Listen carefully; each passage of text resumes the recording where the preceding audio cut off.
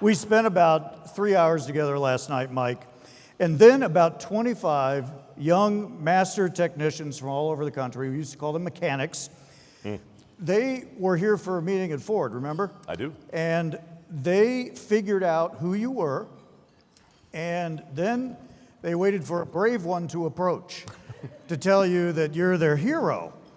And so you spent about an hour with them. And here's what struck me, Mike. Instead of shaking every hand and taking a selfie for everybody and saying, next, you gave each guy and gal personal attention. You talked to each one. You gave them personalized attention. And you took all those selfies. I would have been exhausted, but it energized you. Why is that? Well, honestly, it's not that I talked to them so much as that I listened to them. And the great privilege of being me today is that I had a show that a lot of people watched, and it meant something to them. I mean, beyond the exploding toilets and the misadventures and animal husbandry, all of which made for great ratings, there was something at the core of Dirty Jobs that was apolitical and very, very resonant, and it makes people to this day want to pull me aside and tell me what I did, which is hysterical. You were in a sewer. You were crawling through that sewer in San Francisco, and you were sweating, and you were using bad language, and a rat the size of a loaf of bread jumped in your lap, and you jumped up, and you hit your head and fell face first into the mess and said, "Holy crap." And I said, yeah, that happened for sure. That happened for sure. But then they want to tell me about their day, and they want to tell me what they worked on.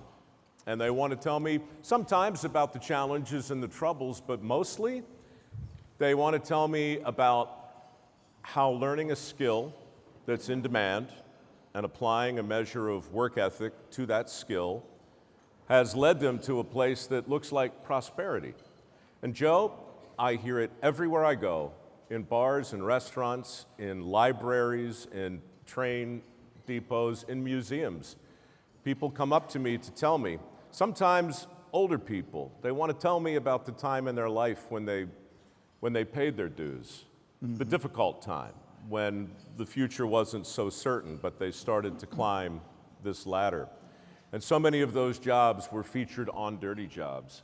And then again, the kids that you mentioned last night, I say kids, they were probably 24, 25 years old. Ford does this thing, I gather. They fly in their master technicians and their senior master technicians from all over the country. So these guys had stories about where they live and what they work on.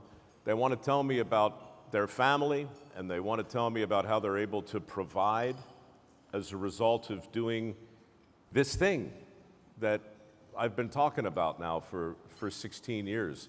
And so the honest answer to your question is I did it because I'm selfish. And I love it. I love to sit there and sip a better than average bourbon and listen to stories of young men and women who are so full of enthusiasm and skill and hope. Just makes me feel better.